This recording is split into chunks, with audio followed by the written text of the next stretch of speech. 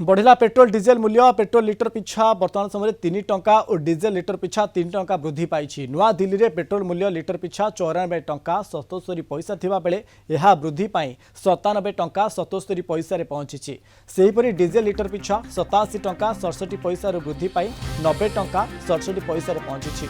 नुआ दिल्ली समेत भारतर विभिन्न सहर में सही अनुसार पेट्रोल और डीजेल वर्धित दर लागू होगा। गतकाली मध्यरात्रि अर्थात राति 12टा परठारु एही नुआ और वर्धित दर लागू होईछि। अपरपक्षे राज्य में पेट्रोल डीजेल संकट आशंका विभिन्न पंप मानकरे लोकों भीड़ जमिथिबा देखिबाकु मिलिछि। गत 2 दिन धरी एही भीड़ देखिबाकु मिलिछि।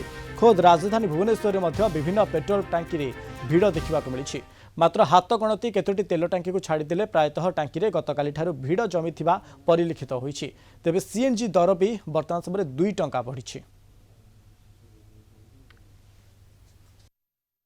देखो दर वृद्धि तो जहाँ केंद्र पेट्रोलियम मंत्री कही से अनुसार आम आशा करूँ दर वृद्धि हम ना आई 3 टंका दर वृद्धि भी जो दर वृद्धि दरकार थिला बा जेतिकी लॉस तैल कंपानी सहुचंती एने जहाँ आम आंकलन करिकी पाइथिलु जे पेट्रोल रे 20 टंका डीजेल रे 80 टंका प्रति लिटर तैल कंपानी हानि सहुचंती।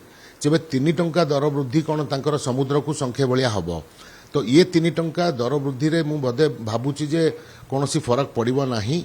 ग्राहक चाहूचंती तेल सी 3 टंका दर वृद्धि को डरू नाहंती।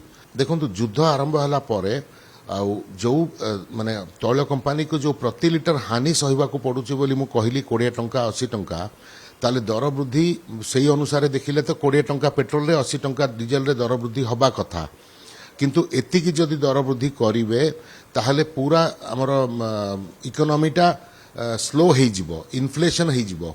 केंद्र सरकार सेति पई तैल कंपानी एवं केंद्र सरकार हानि सहिले पछे हानि सहुचंती किंतु सेतिकी दर वृद्धि करि नाहंती।